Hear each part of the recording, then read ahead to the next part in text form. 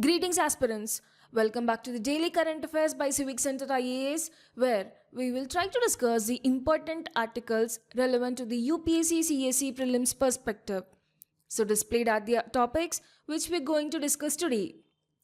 The first topic is about the National Education Day. Well, November 11th, that is today, is celebrated as the National Education Day every year in honor of Maulana Abul Kalam Azad, who was the first educational minister of independent India and a prominent educationist. His vision and dedication to shaping India's educational landscape continue to inspire the generations. Well, in this occasion, let's see the significant strides India has made in transforming education and the role of various government initiatives and the constitutional frameworks in this journey.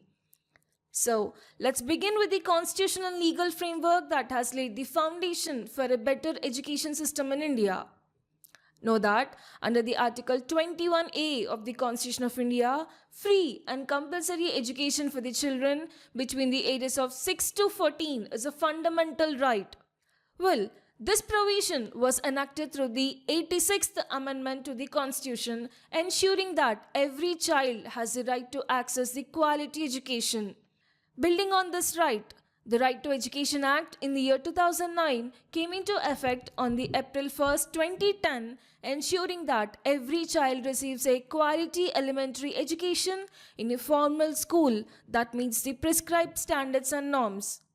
Now, let's talk about the National Education Policy 2020. Well, the National Education Policy 2020 seeks to align India's education system with the needs of 21st century, focusing on inclusivity, adaptability, and promoting quality education. Some key focus areas include fostering cognitive development and equipping students with the 21st century skills. Now, let's take a closer look at some of the most impactful schemes and initiatives introduced to strengthen India's education system. First up is the PM Shri scheme, or the PM Schools for Raising India. It is launched to strengthen over 14,500 schools across India. In this initiative, it focuses on providing quality education, promoting the cognitive development, and helping students acquire 21st century skills. Then, there's the Samagra Shiksha scheme, which is an initiative aimed at ensuring inclusive and equitable education for all the children. This program works to foster the academic abilities and active participation from children of diverse backgrounds. To complement this, the ULLAS, that is the New India Literacy Program, was introduced to empower adults, especially those aged 15 and above, who missed out on the formal schooling. This initiative aims to enhance their literacy and contribute to their overall development, helping them become active participants in the society. The next is NISHTA, that is the National Initiative for School Heads and Teachers' Holistic Advancement. This scheme focuses on the professional development of teachers, which is launched in the year 2019. This program has evolved into NISHTA Online due to the COVID-19 pandemic, and it continues to provide the holistic training for educators across the country. Finally, the PM Vidya Lakshmi scheme provides a financial assistance to the meritorious students seeking higher education at the top institutions. Well, with a budget of 3,600 crore, this scheme helps students gain access to the quality education, ensuring that no talented individual is left behind due to the financial constraints. Through these various initiatives, India is taking the monumental steps to ensure that education remains accessible, inclusive, and aligned with the needs of the future. So, from children in classrooms to adults learning new skills, these schemes are helping build a brighter, more educated future for all. The next article is that a sad news that has been emerged from the Madhya Pradesh Bandhavgarh Tiger Reserve. An elephant calf that was found ill and abandoned just 2 days ago has passed away. This tragic event marks the latest in a series of elephant deaths, bringing the total number of elephant casualties in Bandhavgarh since October 29 to 11. In this context, let's talk about the Bandhavgarh Tiger Reserve and about the elephants. Firstly, talking about the Bandhavgarh National Park, it is located in the Umeria district of Madhya Pradesh, spread across the Vindhya Hills. Further, Bandhavgarh was declared a national park in the year 1968 and became a tiger reserve in the year 1993. Also know that this region is best known for its thriving population of Royal Bengal tigers. In fact, the density of tiger population at Bandhavgarh is the highest in India and in the world too, making it one of the most important tiger conservation areas. Well, the vegetation in Bandhavgarh is predominantly dry deciduous, with sal forest dominating the valleys and bamboo stretches covering the lower slopes of the region. So, this unique combination of flora provides a rich habitat for the wildlife that calls Bandhavgarh the home. This park is home to a diverse range of fauna, including important prey species like cheetal, sambar, barking deer, and nilgai. Other notable residents include the chinkara, wild pig, chausinga, and a variety of primates, including the langurs and rhesus macaques. To information, the other tiger reserves in Madhya Pradesh are Kanha Tiger Reserve, Panha Tiger Reserve, Pench Tiger Reserve, Sanjay Dubri Tiger Reserve, Satpura Tiger Reserve, Viranga Durgavati Tiger Reserve. Now, let's shift the focus to one of the India's most beloved species, that is the elephants. Significantly, elephant is the natural heritage animal of India. Elephants are considered a keystone species as they play a critical role in maintaining the balance and health of the forest ecosystems. If we talk about the elephants in India, know that India is home to the largest number of wild Asian elephants with an estimated population of 29,964 according to the 2017 census conducted by the Project Elephant. The states of Karnataka, Assam and Kerala house the largest populations of these elephants. Remember here, the conservation status of the Asian elephants listed as endangered on the IUCN Red List. Elephants are also protected under the Schedule 1 of the Wildlife Protection Act 1972 and are part of CITES Appendix 1, which includes species that are threatened with the extinction. Well, to safeguard these gentle giants, India launched Project Elephant. This initiative focuses on protecting elephants, their habitats, and the corridors that connect them. It also addresses critical issues like man-animal conflict and the welfare of captive elephants. Moving to the next article, around 17,600 trees have been cut in the Ghaziabad, Meerut of Uttar Pradesh to make way for a new Kanwar Yatra route. A panel constituted by the National Green Tribunal has informed the Green Court. In this context, let's talk about the National Green Tribunal. Know that it is founded under the National Green Tribunal Act of 2010, where it is a statutory body tasked with addressing environmental issues in India. If we look at its primary objective, it is to ensure the effective and expeditious disposal of cases related to the environmental protection, forest conservation, and the enforcement of legal rights related to the environment. Remember that the NGT operates with a strong constitutional foundation. In fact, its role flows directly from the right to a healthy environment, which is seen as a fundamental aspect of the right to life under the Article 21 of the Indian Constitution. Here, the most important is that the NGT follows the principles of natural justice, ensuring that all parties involved in a case receive a fair and impartial hearing. Now, well, what are the powers of National Green Tribunal?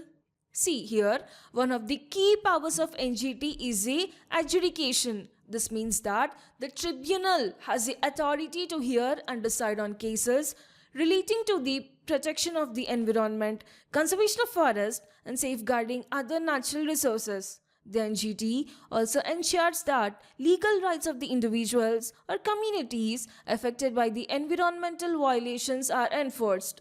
Next, see, the NGT has both civil and criminal jurisdictions, which gives it power to address not only the environmental violations but also the environmental offences. This means that it can hear cases involving violations of important environmental laws and impose the penalties accordingly.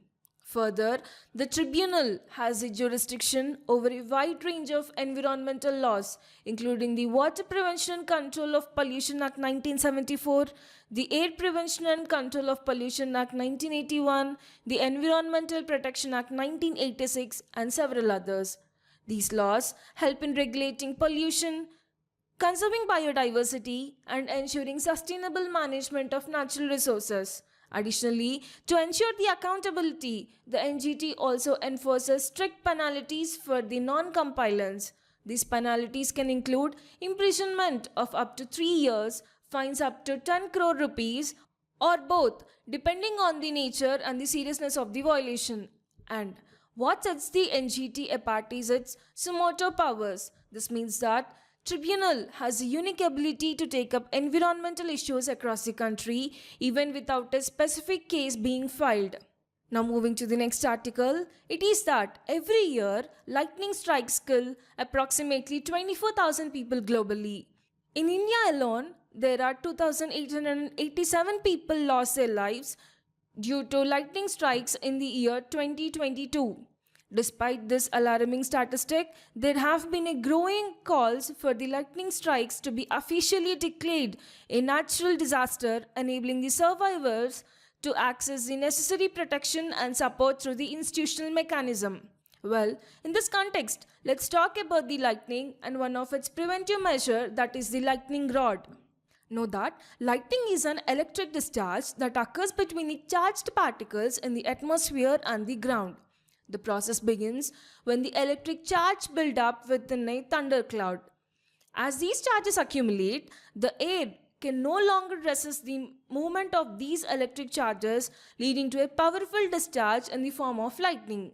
Now, let's look at the lightning rod. Well, what is a lightning rod? See, a lightning rod is a metal rod installed on the top of the buildings designed to safely channel a lightning strike from the structure to the ground. By providing a path of least resistance, the lightning rod ensures that lightning strikes the rod instead of the building or any nearby object. So, how does it work? See, lightning always sees the path of least resistance, and the lightning rod, being a conductor, provides that easy route for the lightning to follow. But there's more to it. See, the shape of the lightning rod plays a crucial role. Lightning rods are pointed at the top and this shape is essential. Pointed objects create a stronger electric field around them. So, this stronger field ionizes the air around the rod, making it easier for the lightning to strike the rod instead of nearby buildings, trees, or other objects. Now moving to the next article is that the France is considering India's Pinaka multi-barrel rocket launch system for its requirements and is soon going to carry out a detailed evaluation of the system. In this context, let's take a closer look at the Pinaka, an advanced rocket system that has earned recognition for its deadly accuracy and firepower on the battlefield. Know that the Pinaka is a multi-barrel rocket launcher designed by the Armament Research and Development Establishment, where it is a division of the Defense Research and Development Organization, that is a DRDO, in India. It was firstly developed during the Kargil War. The Pinaka system proved its effectiveness, successfully neutralizing the enemy positions in the mountains, marking its importance in the modern warfare. So, what makes the Pinaka such a formidable weapon? Well, this rocket launcher is designed to deliver lethal, responsive fire against a wide range of targets, anything from exposed enemy troops to the armored vehicles, communication centers, air terminals, and even fuel or ammunition dumps. See here, the Pinaka system consists of several key components that work in harmony to deliver high-impact strikes. These include the multi-tube launcher vehicle, a replenishment-cum-loader vehicle, and a replenishment vehicle, and a command post vehicle. The rocket launcher itself is equipped with the two pods, each consisting 6 rockets, With this setup, the Pinaka can utilize an area of 700 by 500 meters in just 48 seconds. That's how rapidly the system can overwhelm its targets. See, to ensure the stability during firing, the system is equipped with the hydraulically actuated outriggers. This provides a solid base during the launch, allowing the system to deliver its firepower without compromising on accuracy. Well, with a range of 60 to 75 kilometers, the Pinaka can engage targets at a significant distance, giving it a strategic advantage in the combat. What's more is that this entire system is mounted on a Tatra truck, providing it with excellent mobility across the various terrains. To your information, know that Armenia became the first export customer for the indigenously developed Pinaka, with interest expressed by several countries for the system. Further, the Indian Army has 4 Pinaka regiments in service and 6 more are on order. Lastly, the Pinaka Mk1 has a range of 38 kilometers and it can fire a variety of ammunitions. Moving further, the Justice Sanjeev Khanna, who has been part of several landmark Supreme Court judgments such as scrapping of the electoral bond scheme and upholding abrogation of Article 370, will be sworn in as the 51st Chief Justice of India. In this context, let's talk about the constitutional provisions and process involved in the appointment of Chief Justice of India, that is the CJI. See here, the Constitution of India lays down the framework for the appointment of Chief Justice of India under the Article 124. Well, see, according to the Article 124, Clause 1 of the Constitution, the Supreme Court of India shall consist of Chief Justice of India and other such judges as the President may deem necessary. This provision is foundational to the structure of India's judiciary. Further, Article 124 Clause 2 specifies that the President of India appoints every judge of the Supreme Court, including the Chief Justice. But what are the qualifications required to become the Chief Justice of India? Well, the person must meet certain criteria as set out in the Constitution. Firstly, he must be an Indian citizen. Secondly, he should have served for at least 5 years as a judge of High Court or multiple High Courts. Or next, he should have been an advocate for at least 10 years in a High Court or multiple High Courts. And also, he must be a distinguished jurist in the opinion of the President. Now, if we talk about the process, that is the process of appointing the Chief Justice of India, it begins with the outgoing CJI recommending his successor. This recommendation is sent to the Union Law Minister, who then forwards it to the Prime Minister. Then, the Prime Minister advises the President based on the recommendation, completing the formal appointment process. So, in the second judge's case in the year 1993, the Supreme Court ruled that the senior most judge of the Supreme Court should be appointed as the Chief Justice of India. This ruling set the foundation for the collegium system. Well, the SC Collegium is headed by the Chief Justice of India and comprises the 4 senior-most judges of the Supreme Court. The system has evolved through the several judgments by the Supreme Court rather than being established by an Act of Parliament or a specific provision of the Constitution. Now, when it comes to appointing High Court judges, see, the process involves consultation with the Chief Justice of India, the Governor of the state, and Chief Justice of the High Court concerned. This is in line with the Article 217 of the Constitution. Now, if we see the tenure of Chief Justice of India and High Court judges, remember that once appointed, the Chief Justice of India serves until the age of 65 years. But meanwhile, the judges of High Courts retire at the age of 62 years. The next article is that Delhiites, that is the people of Delhi, woke up to toxic air this Sunday as the capital's air quality remains in the very poor category. According to the Central Pollution Control Board or CPCB, the air quality index for the national capital stood at an alarming 334. So, what does this mean for the people living in the city, and how is the air quality monitored and regulated in India? With all these things, let's take a closer look.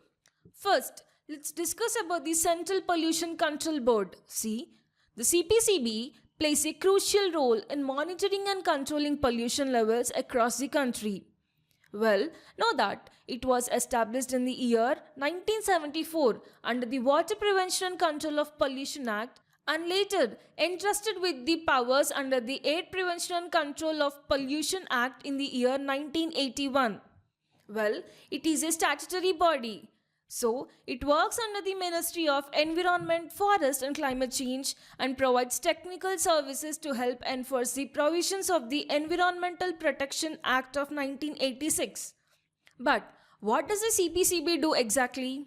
See, the primary principles of the CPCB are: it promotes the cleanliness of streams and wells by preventing, controlling and abating the water pollution.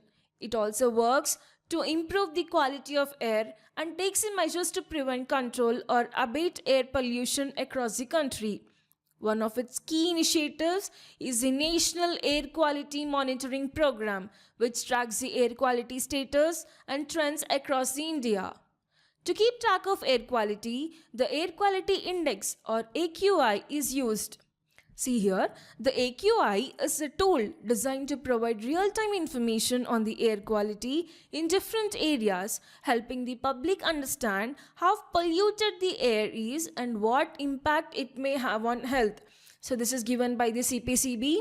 Now see here, the Air Quality Index, that is the AQI system, categorizes air quality into 6 levels, each representing a different range of air pollution. So this categorizes help us access how safe or hazardous the air is to breathe. Well, the 6 AQI categories are: first, it is in the range of good to poor or very poor and severe. So firstly, if we talk about the good, it is around 0 to 50. That is, air quality is considered satisfactory and air pollution poses little or no risk. Then next comes the satisfactory level, that is from 51 to 100, where the air quality is acceptable. However, there might be a slight health impact for some people. The next comes the moderate, within the range of 101 to 200. See, the health effects may be experienced by sensitive individuals, including those with the respiratory conditions. Now, well, the poor ranges from the values of 201 to 300, and then very poor, it comes in the range of around 301 to 400, where health effects are more serious and even healthy individuals may experience adverse effects. The final one is a severe, which comes under the range of 401 to 500. Here, everyone may experience a significant health effects. Well, these are the categories of the air quality index. Now, moving to the next article, it is that, see here, over 2.16 lakh new beneficiaries above the age of 70 received cards under the Ayushman Bharat Pradhan Mantri Jan Arogya Yojana. Within the first week of Prime Minister Narendra Modi rolling out the expanded version of flagship health insurance scheme to cover all elderly according to the latest official data. In this context, let's talk about the Ayushman Bharat ensuring health for all. See here, remember, Ayushman Bharat was launched as a result of the recommendations made in the National Health Policy 2017 with the primary goal of achieving universal health coverage, ensuring that every citizen has access to essential healthcare services. This initiative is also aligned with the Sustainable Development Goals, reinforcing the commitment to leave no one behind and make healthcare accessible to everyone, especially the poor and vulnerable sections of the society. Ayushman Bharat adopts a continuum of care approach which is built on the 2 key pillars. First is the health and wellness centers and the other is the Pradhan Mantri Jan Arogya Yojana. Now, let's first dive into the Pradhan Mantri Jan Arogya Yojana, which is the world's largest health assurance scheme. Which is launched in the year 2018, this ambitious program aims to provide health coverage of up to Rs 10 lakhs per family per year for secondary and tertiary care hospitalization. PMJ, that is the Pradhan Mantri Jan Arogya Yojana, targets over 12 crore poor and vulnerable families, which translates to approximately 55 crore beneficiaries. These families form the bottom 40% of India's population, ensuring that they get the care they needed when they needed it the most. Now, if we look at the eligibility, see the eligibility criteria for PMJ, it is based on the socio-economic caste census 2011. The census outlines deprivation and occupational criteria for both rural and urban households. Now here remember that, see, this is originally known as the National Health Protection Scheme. PMJ was introduced to replace the earlier Rashtriya Swasthata Bima Yojana, which was launched in the year 2008. It has since evolved into a more comprehensive scheme to ensure the broader healthcare coverage. Significantly, the PMJ is fully funded by the government, with the cost of implementation shared between the central and the state governments. Also remember here that the scheme's implementation is managed by the National Health Authority, which is an autonomous entity formed to oversee the PMJ's operations. And the NHA works closely with the state governments through the State Health Agency, which is the apex body responsible for carrying out the scheme at the state level. This makes the scheme accessible to millions, irrespective of their economic status. The most important thing here is that PMJ beneficiaries can access healthcare services not only at the public hospitals but also private empaneled hospitals across the India, ensuring that high quality healthcare is reached within regardless of the location. The last article of the day is that, see, we are talking about Employees Provident Fund Organization, but why it is a news? Let's see. See, the number of total claims settled by the retirement fund body Employees Provident Fund Organization has increased 7.8% year on year to 4.45 crore in 2003-2004 from 4.13 crore in the previous year, as per the latest data shared by the Ministry of Labour and the Employment. In this context, let's talk about the EPFO. See, the EPFO, which is the Employees Provident Fund Organization, is a statutory body, meaning it has been established by law and came into existence under the Employment's Provident Fund and Miscellaneous Provisions Act of the 1952. Well, as a statutory body, the EPFO is responsible for managing retirement benefits for the employees in India, ensuring the financial stability for millions after they retire. Further, it is one of the largest social security organizations in India, both in terms of the beneficiary base and the quantum of financial transactions undertaken. The EPFO is under the administrative control of the Ministry of Labour and Employment, which is under the Government of India. Well, today we have covered the 9 topics for the day. Tomorrow we'll be back with the other current affairs session. Thank you.